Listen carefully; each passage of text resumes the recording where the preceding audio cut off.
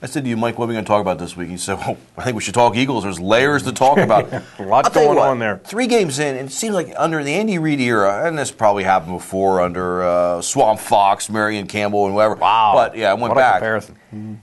There always seems to be extra controversy that you don't think there needs to be there. I mean, this team should be 3-0. They could have beat Atlanta. There were opportunities to beat the Giants last Sunday. This team just frustrates you, and this coaching staff frustrates you. Me. After the Atlanta game, Andy Reid, which we have heard him say a million times, it's my responsibility. I've got to do a better job. We've heard him say that a million times. Good but line. After the Atlanta game, he actually said specifically, when Kafka came in the game, I got too conservative because I was worried about an inexperienced quarterback. I need to be aggressive. Our team needs. He was very specific in his criticism of himself, and I thought, well, this is a breakthrough for Big Red. This is good. You know, this is the first time I'd ever heard him do that. Now, after this Giants game, we're right back to the old stuff. Let me give you an example. Give us some examples. From Monday's press conference. This is post-game, when normally he's cooled off, and it's, why didn't he use McCoy down in the goal line? Why didn't he give the ball to LaShawn McCoy down at the goal line? Because we called plays that didn't give the ball to him. Thank you, Big Red. Way to break it down, big fella. Yeah. So we're back to that. We're back to this hostility. And what's interesting to me about the Eagles is we talked at the beginning of the year when we made all these free agent acquisitions about they're going all in.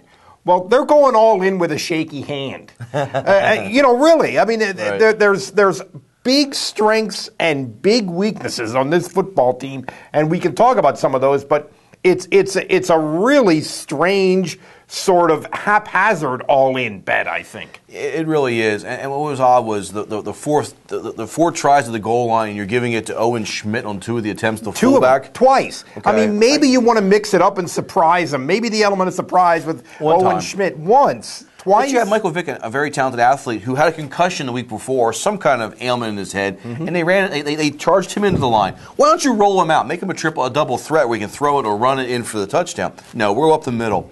The 4th down late in the game, when they have the lead and basically midfield, they don't get it. That was very surprising. If they kick the ball deep, yeah, that was very you pin them down. I think overall, Juan Castillo's in over his head. If you watched, it's funny. I read one of these tweets. It really does look like it. Somebody tweeted that Buddy Ryan, if he saw this game, would probably punch Juan Castillo, not Kevin Gilbride. I thought that was the funniest one. You look back at this, it looked like the Giants were playing with the Eagles at the end of the game. They knew the Eagles were going to go a full-out blitz there at the end, so they throw this beautiful little screen pass, and it gets a touchdown. I think he's in over his head, Juan Castillo. I think the linebacker situation is just crazy bad. And you go out and you sign a Nnamdi Asomugha, and you don't let him play his strength. They're not playing a lot of just straight head-to-head, man-to-man with the corners, which is we thought was the reason for getting the great corners. That's what I'm talking about. They spent a ton of money on cornerbacks. Didn't mess with the safeties or the linebackers at all. Right. They spent a lot of money on defensive line. This move of making your offensive line coach a defensive coordinator so that you can bring in another line coach who's going to completely tear up the fundamentals of how he teaches blocking at a time when it's absolutely essential that you got to keep the quarterback healthy and on his feet because you've hitched your wagon to this quarterback who can't stay on his feet and can't stay healthy. And big highs and big lows in terms of the way the team was constructed. They're all in, and they're all in not with pocket aces, and I don't know. It comes across at times like they're playing musical chairs on the Titanic. It really does. Very well said. They are actually running the ball a little bit better, and maybe that's a credit to Howard Mudd. But then on the goal line, Mike, instead of finesse, they went power. But you don't have power guys anymore. You got rid of the big behemoths. It's just.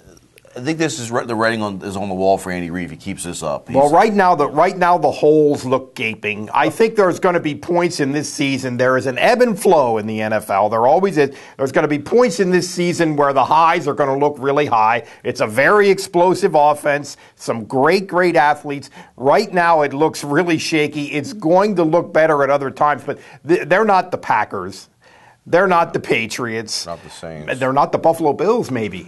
Wow. But I mean, I don't think that's what they are. I think there's going to be times when they look at that level, and there's going to be times when it looks like it does right now.